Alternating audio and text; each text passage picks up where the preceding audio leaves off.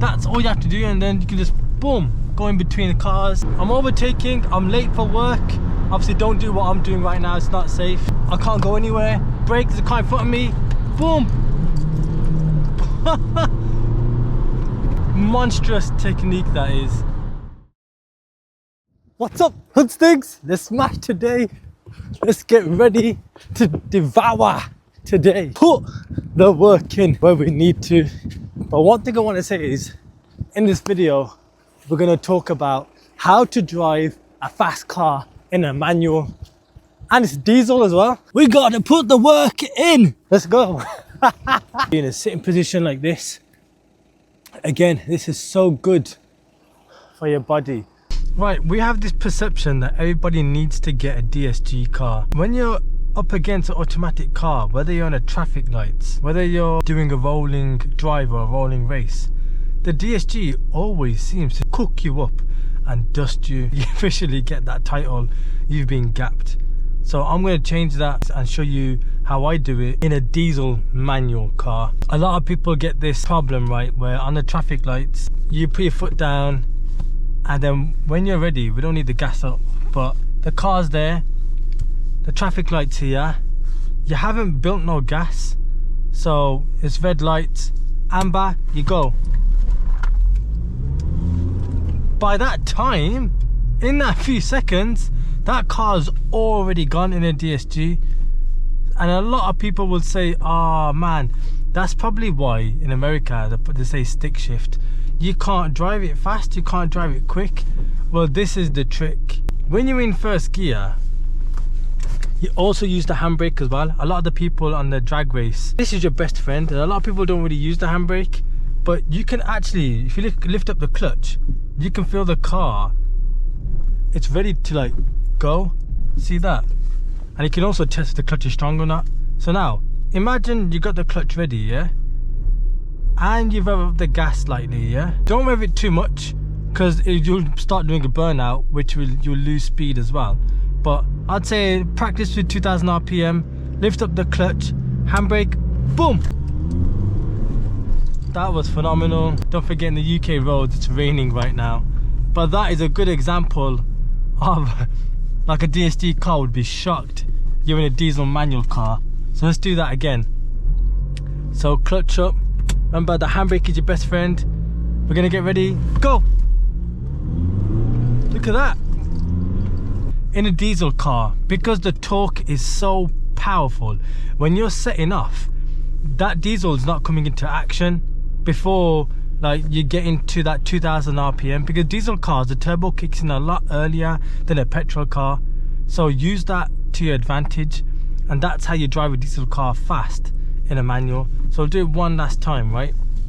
Remember, again, handbrake is your best friend. Sometimes you don't need to use handbrake, you can just go, but then when you lift up the clutch without the handbrake, like without the gas as well, you're already moving. So what the handbrake does, it stops you from moving.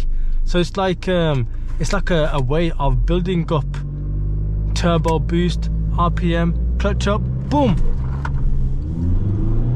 Look at that. Boom, already broke the speed limit. So on the traffic lights, I'm telling you, 9 out of 10 times you will beat a DSG car. A DSG car, they don't have that chance. You know, the only way they can do a launch off a traffic light is pressing the brake, putting the foot down, letting that turbo spew up. But 9 out of 10 times you'll know that person's doing it. And in a DSG, you make a lot of mistakes. But with a manual car, there's not many mistakes you can make. You know, it's very, very simple. First gear, handbrake up, get the clutch, RPM, 2000 RPM, boom! I'm off, I'm going. As simple as that. Now we're gonna talk about upshift. Now, a lot of the times we do get it wrong when we're driving on the road. When we're up against our friends, our mates, or you know, we're late to work, we are driving and we're on a 4th gear, 5th gear. This is what happens. I put my foot down, I'm not really going anywhere, everybody's dusting me. It's simple in a stick shift car, manual car. I wanna, like, you know, open up to the world. Just simply put the clutch in, put it straight into the 2nd gear, boom. I'm flying. That's all you have to do, and then you can just boom, go in between the cars. That guy's still there, and I've saved so much time. So much in the morning time, in the traffic rush hour, I've beat all those cars. And that's the power of upshift. You know this term in the UK, drop a gear and disappear. That's exactly what it is. In a DSG, you can always like drop a gear like that, right? But in a manual car, you don't really think about doing it. There's a nice BMW Grand Coupe. It's a 435i. That is a rapid car. Fourth gear, yeah, you feel a bit of the turbo. It's not really going. So if you're in sixth gear, fifth gear, if you're in sixth gear, put it straight into third. Boom. See that? Approach a bend. Remember, never press brake when you're in the bend, because the weight transfers across the car and you could lose control. We'll do another video about that. Uphill, never ever drive in fifth gear, sixth gear. The car's gonna struggle. Put it straight into second gear. If you have to, rev it up before getting to gear, and then boom. Look at that. Saving the day. Oh wow, he's really going for it. He is. We are also going to chase him too, and we are in a diesel car. You see that? Isn't a petrol 435i, which is probably around over 300 brake horsepower, more than double power than me. Yet I can keep up with him in a manual car, and it's all thanks to, like I said, dropping the gear. And like I said, if you're going to practice and be more experienced, sixth gear, put the clutch in, rev it up, fourth gear, boom.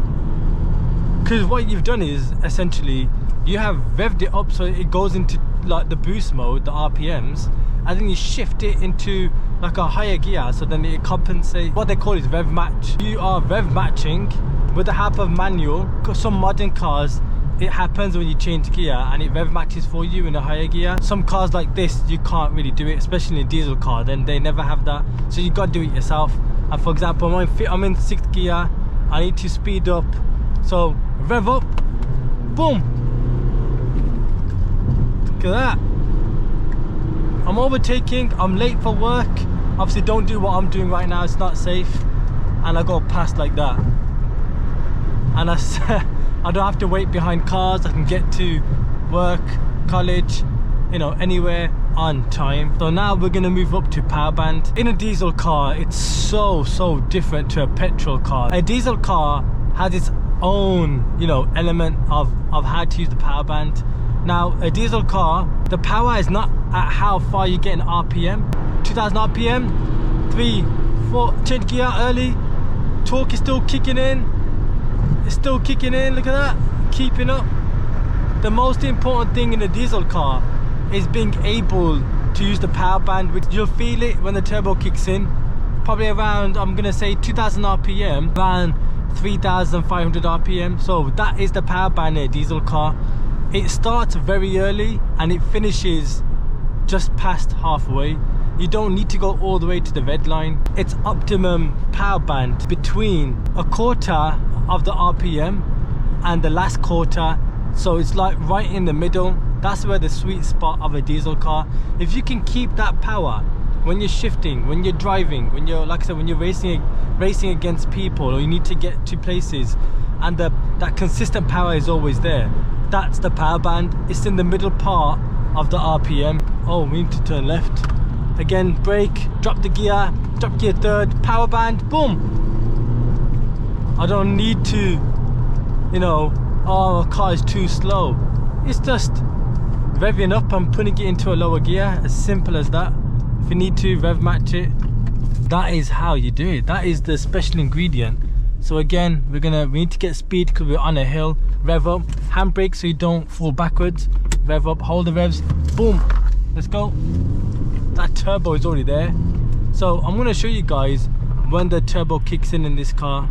Right, first gear, that's it, no turbo, boom. See that? Keep it in 2000 RPM. Watch the turbo, the sweet spot, and I'm going to change it between 2000 RPM to 3.5, 4000 RPM. So I'm in 2000 RPM. Watch the turbo kick in. Ready? Look, turbo. Again, turbo. Again. That's the power band in a diesel car. If you can keep it, even in the bend, look. Power band, I gotta slow down, shift it down, keep it in RPM, boom. I'm still in the turbo. This car has transformed into a bog standard diesel car into like a VTEC killer machine diesel weapon. It took me a while to understand that in a diesel car. Diesel owners will understand where I'm coming from. Again, Ben coming, rev it up, third gear, ride it through, diesel, up the hill. Absolutely phenomenal once you understand how to use the manual in diesel car. It transforms your diesel car, absolutely. Remember, clutch always in, handbrake up, so then you're not going anywhere with the clutch up. Look left and boom, we're going.